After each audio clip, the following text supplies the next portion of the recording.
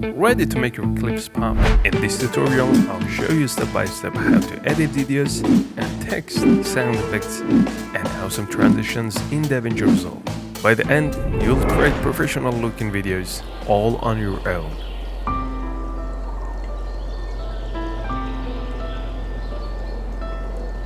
Let's jump in and make some magic happen. If you don't have DaVinci Resolve downloaded, go to their website. Click on free download to get it. DaVinci Resolve 20 is free, while the study version is paid. We're going to use Resolve 20 in this tutorial. From this page, choose your operating system.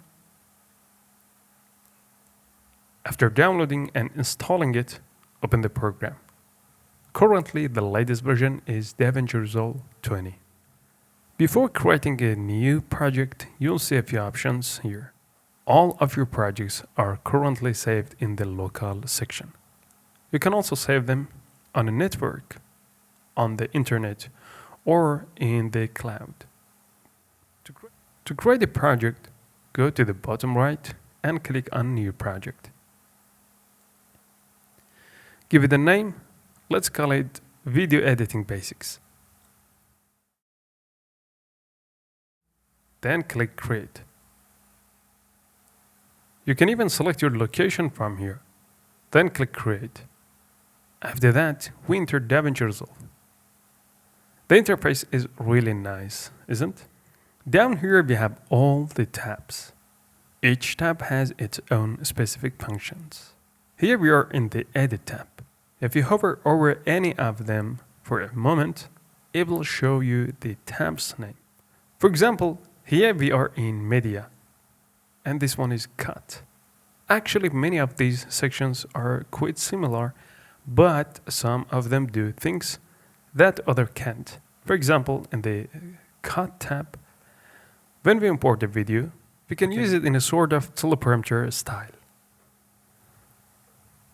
These are things we'll talk about later in the advanced section.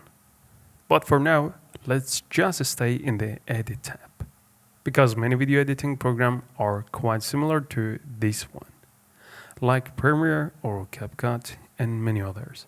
As I mentioned earlier, if you hover over any of these sections for a moment, it will show the name. This one is called for Media Pool. Just like the other options, we can drag and drop videos here. For example, I have a folder called Nature. So I'll come here and I want to import these files into DaVinci Resolve. Let's drag the folder in and it's imported into Resolve. When we drop it in this section, it will ask us if we want to match the frame rate of these videos. We'll say yes. Change it so that the frame rate of our sequence matches the video. Now you see it brought everything in a bit messy. So let's undo it by pressing Ctrl and Z to go back once. And this time, we will place it inside the master section. Now you can see everything looks neat and organized. So always try to drag and drop your folders here. Okay, now we have imported all the videos. Over here, we have some tools. You can zoom in or switch to list view to see more detailed information, like resolution, type, and duration. Personally, I prefer keeping it on the previous video, but you can test out these options and check all the details. If you hover over any video like this, it will show you a preview. You can watch it right here. The same works for audio files too.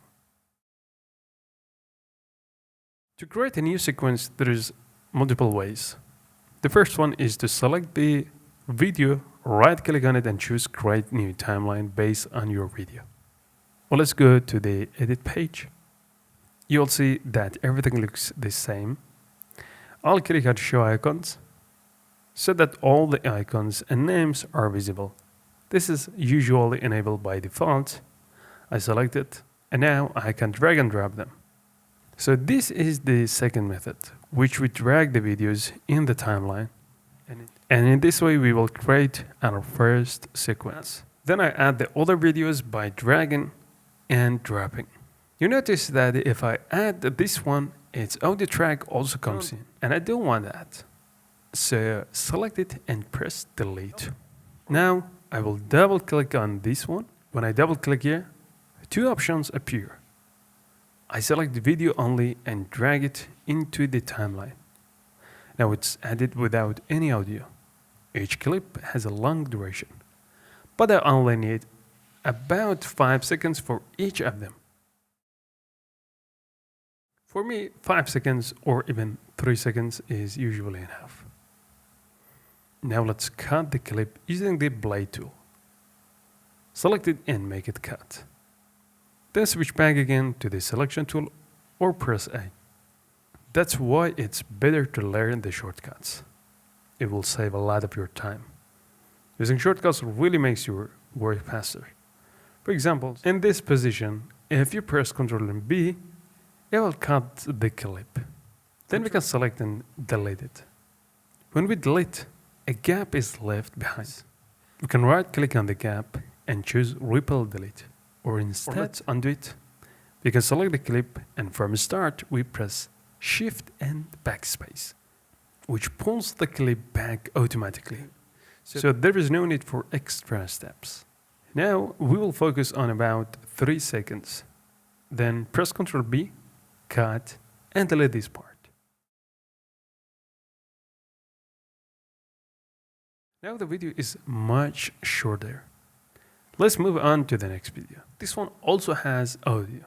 We could drag the audio separately, but in this case, we just want the video. In the same way, we can continue with others. You can see them all here. There is a shot I really like. It's the moment when the water drop falls. Actually, right before that. Here's the exact spot where the drop falls. Yes, this is correct. So we can place a marker in this position. Click outside of the timeline, then add the marker. Or you can just press M. Then I'll move forward a bit and stop right about here. Now I'll press Ctrl and B to cut. After that, I grab this handle. And from here, I press Ctrl and B again. Then I delete these sections. If you want, you can right click on the marker, choose them and select remove all markers. And that's our video.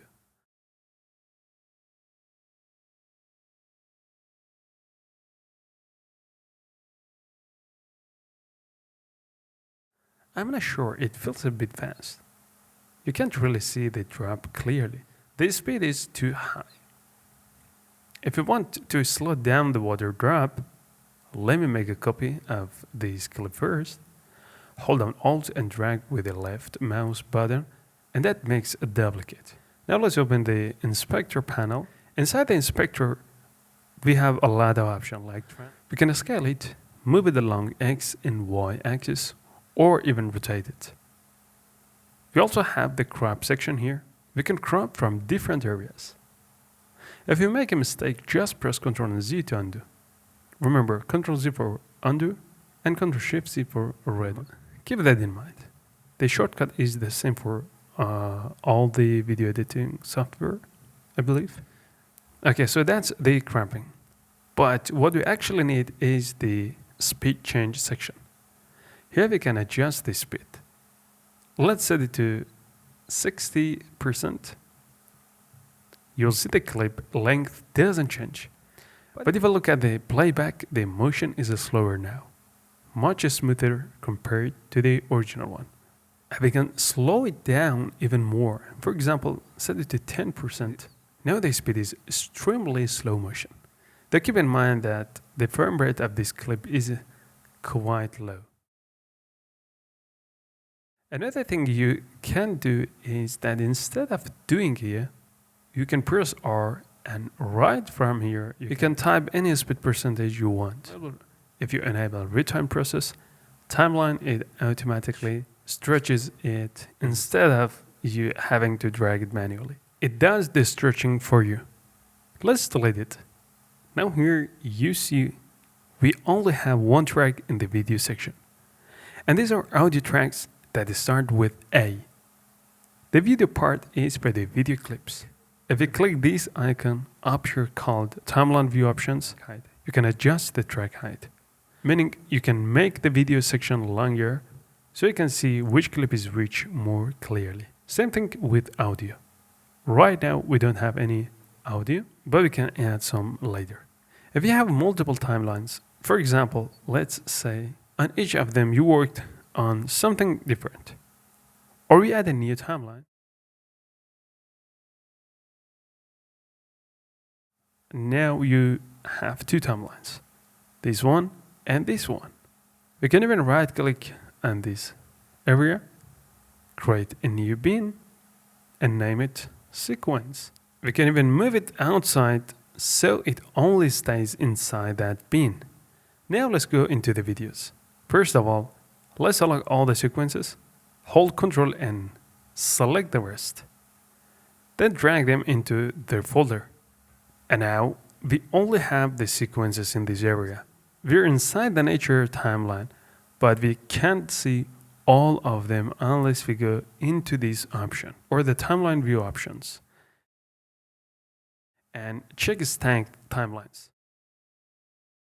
Now we can see all of them. Double click on this area. We have timeline 1 and timeline 2. So what's the use of each one? This one I'll rename. Let's press F2 and call it main. And the second one is only for the nature clips. Any change we want to apply in this, we can easily do it. For example, let's go to the video, crop it as I do, scale it smaller, scale it from different areas, and we can even add a feather to this. Let's move to this section. I'll make the video clips a bit smaller so it's easier to see. Now I'll drag the clip into the timeline. If you want to delete audio from a clip, just click the link icon. This will unlink the video and audio. Now you can delete the audio track separately. Another way is to simply hold down Alt, then click the audio part while it's linked, and then press backspace to remove it. Now you see this clip is on track 2, but since I resized it earlier inside the nature timeline, it's still small here as well. Let's delete this clip for now. Up to this point, you have learned some basics. I'll close this extra timeline so we can just focus on the main one and things don't get too complicated. I'll also close the stack timeline display. Now the workspace looks much cleaner. Let's go over a few useful shortcuts. First, if you hold down Alt and use the middle mouse button, you can zoom in and out of the timeline.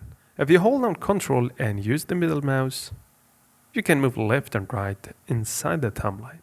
This makes navigation faster. You can also use just the middle mouse button alone to drag and move around the timeline. Very handy, right? You can also use the zoom extended button, which fits the whole timeline to your screen. Or use the zoom to playhead button, which centers the timeline on your playhead. That way, no matter where you are, the playhead stays in the middle. You can also zoom using keyboard shortcuts, Ctrl and numpad plus and Ctrl numpad minus. This is faster than dragging the zoom handle. To go back to the beginning of the timeline, just press home. If you have a small keyboard like mine, you can press Fn plus home. To go to the end, press Fn and end. And finally, you can use the up and down arrow keys to jump between cuts, one edit at a time. Whenever you want, you can adjust these windows. For example, I'll click on the inspector panel. It becomes smaller, and our main workspace is still visible. From here, we have different panels. For now, Open effects. Since we will use the effects, we also have a sound library and keyframes if needed. This keyframes panel is very good for animation. We can have open multiple panels together, but I like to close them so that we can have more space to work with.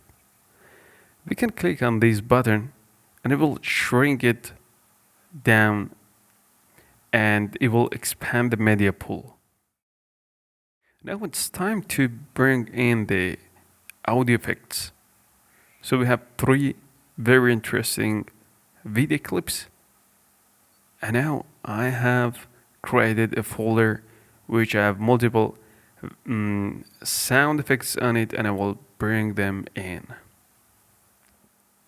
You can click on each of the sounds in your folder and then press space to play it.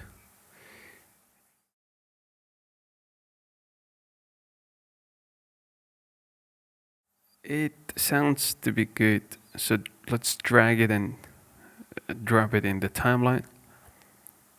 Let's expand the audio from this section.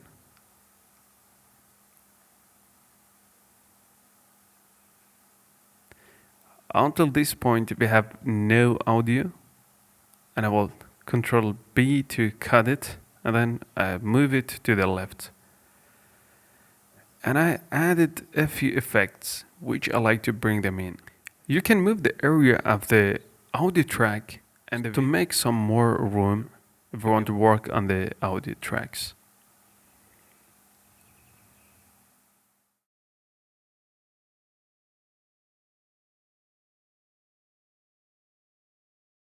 Let's bring in the next one. Oh, the gain of this audio is very high.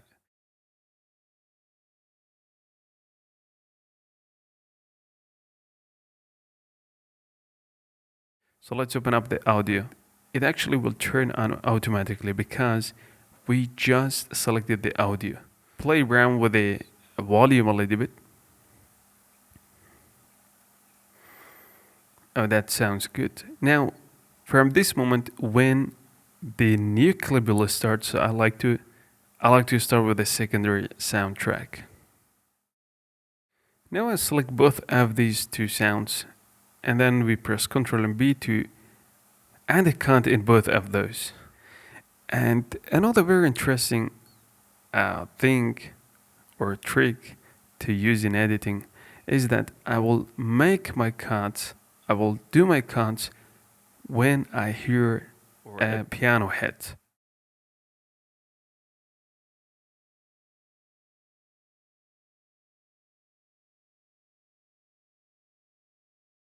Let's press Ctrl F to full screen or maximize the window.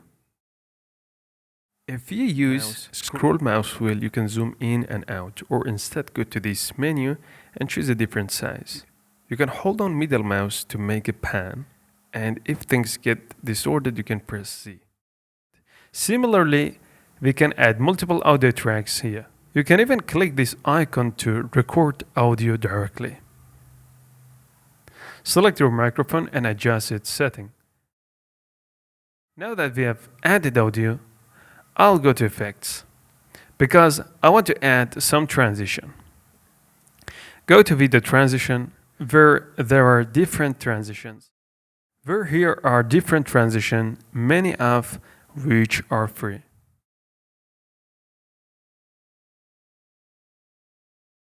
You can click the star on any effect you like to add it to your favorites. In favorites, you can store everything: audio, video, motion, and effects. All of these can be saved in favorites. For example, click on this icon and check favorites. In the effects section, under fusion effects, it appears. I can apply it to the last clip and it will be visible in this way. Each effect has its setting. If I click on the clip where the effect is applied, go to Inspector, I can keyframe it to improve animation or adjust the glow.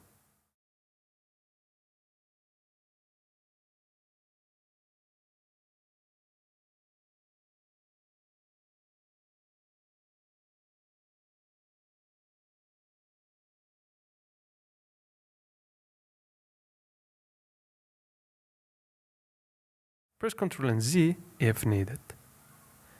These options are available to you and you can experiment with them. For example, if I want to animate this, I can set it to 1 second, click on it, start from 0, and then replace the percentage. Oh, sorry, I will increase this so it becomes more blurred. Okay, that's done. This means you can apply any effects you want in this area and then use keyframes to refine it further. For example, I select this video, go to the inspector, and now I want to work on the video's transform. Here you see the zoom. I can click this button, go to the last frame of this video and slightly scale it. Hold Shift to move it more smoothly. I want to scale it a little here.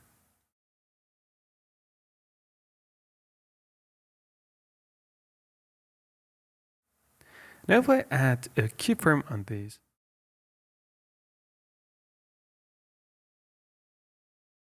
you can see keyframes has appeared here. And the last keyframe is here. You can make these smoothly by selecting them, right-click and choosing one of the options. Then you can also adjust the handles. Right-click and do it like this. Right-click again and repeat. This is very, very fast. So I select the right option to jump to the last frame I added.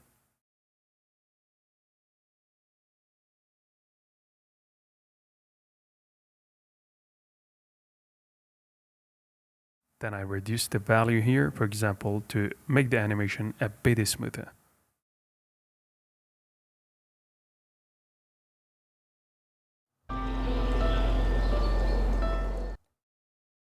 You can also access keyframes from here. All keyframes are set, which is really great. I don't want to overdo it, so let's close all of these to keep the tutorial clean and not overwhelming. Up to this point, we have learned everything.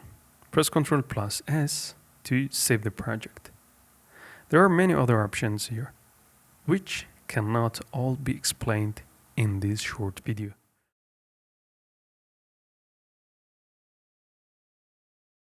For example, if you click on the transform button, the transform mode is enabled. Now you can move it from here, but if it's off, you cannot make changes.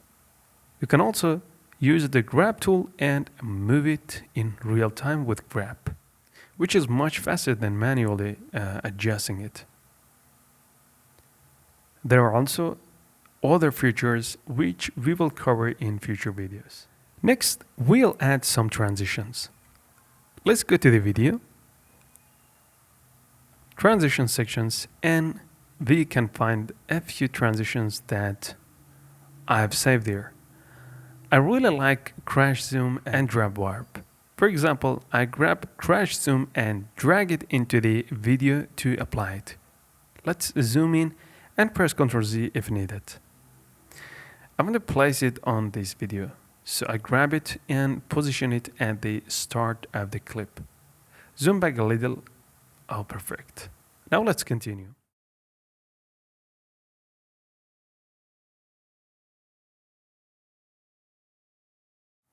I'll use another one and place it in the middle.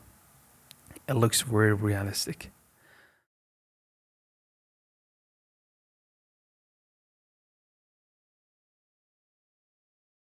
I like to use this one again here. Very simple and concise. You can click on any transition and in the transition section, adjust its duration or direction. I'll close this for now, up to this point. Next, I want to go to the fusion. You can do some very interesting things here. I want to add a text element in this empty area. So I click in this and make sure the video is selected first because I want to apply it exactly on this clip. When you open Fusion, don't worry if it looks complicated. We'll start simple. I just want to work on the text. The text will be masked and pop up from here. Each element has several nodes. For example, if I select the text, you'll see the multiple nodes in yellow, green, and blue. Usually the blue nodes handles input connections. For masks, you usually connect to the blue input. Text and other tones go to the green input. Here we have an input and an output for the final result.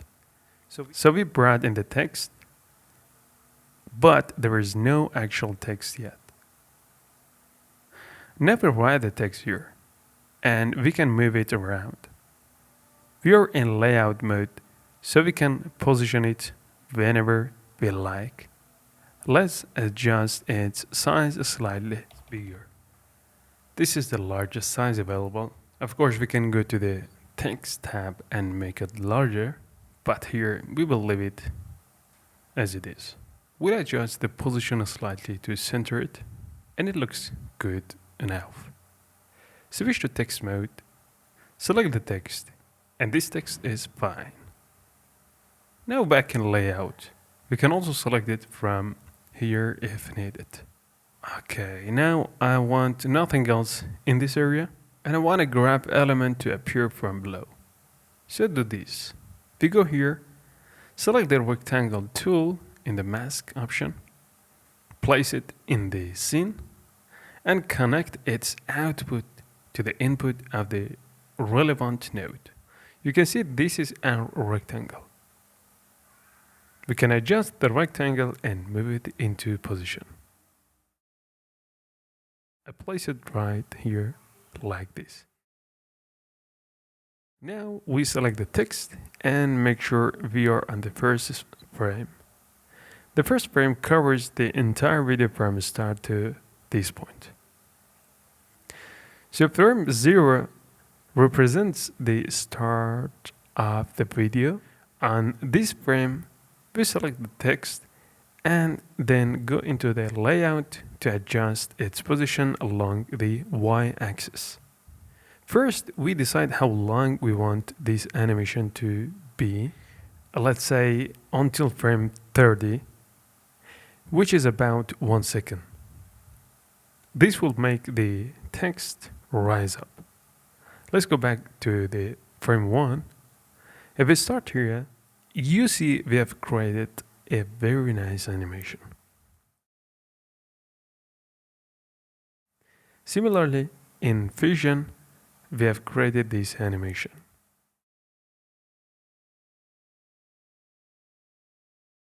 Now switch back to Edit.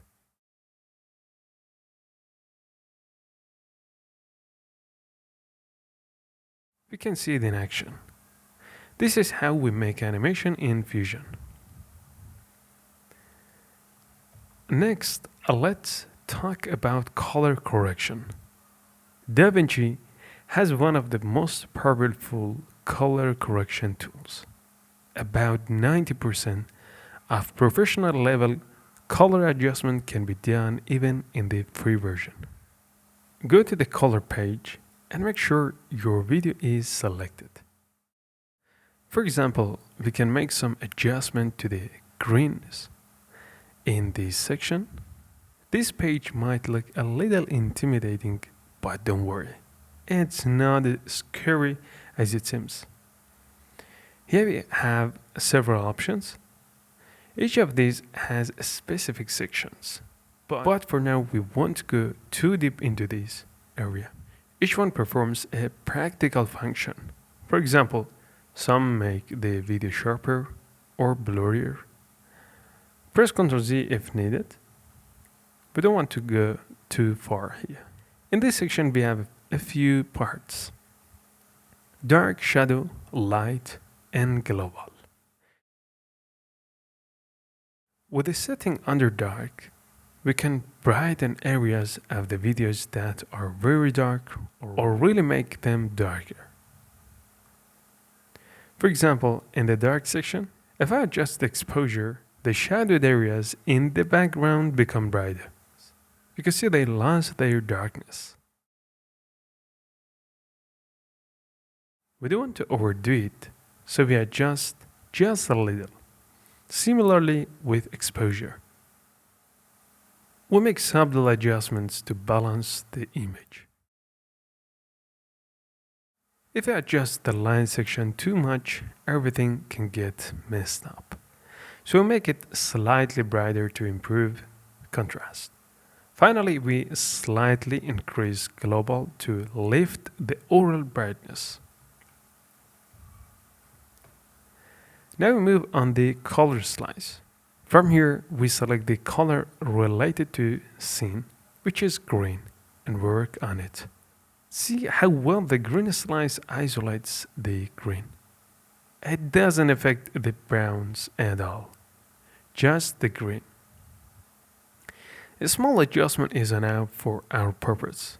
If I disable this slice, you can see the difference.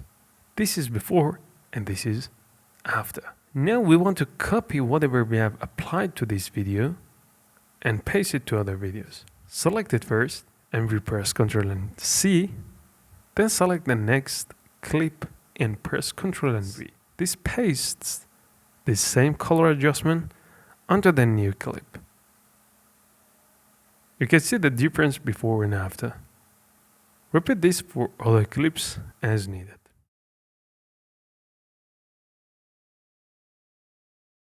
Since we added effects, the project is slightly heavier now. But that's fine. Almost done.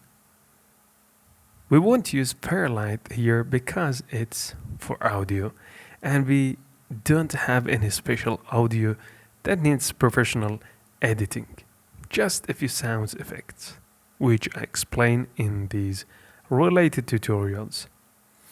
Now let's go to the deliver. Select our main sequence, which contains 4 clips. Name the file, for example, nature. Select the save location and choose the format. I prefer MP4, but you can use any format like QuickTime.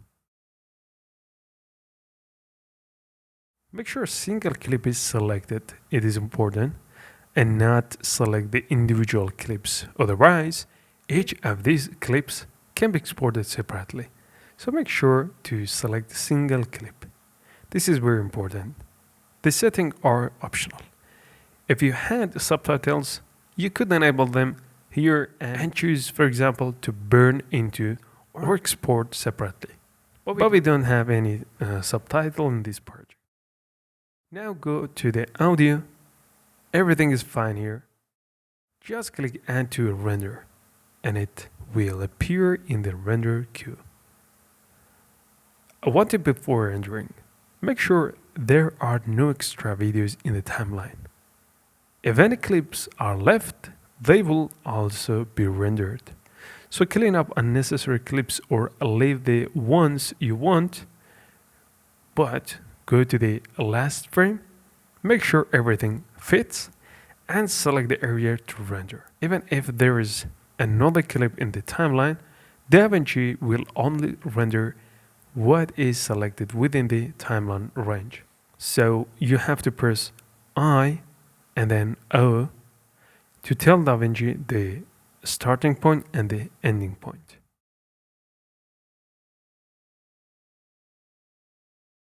Now remove any unwanted clips, click Render All and wait for the render to finish. Once done, you can see the final output. That was today's video, and I'd be happy if you follow my channel. By liking and subscribing, you help this channel grow. Leave your comments below, I'll read them all. I'm Murtaza Brahmi, 15 years of experience in video editing and motion graphics.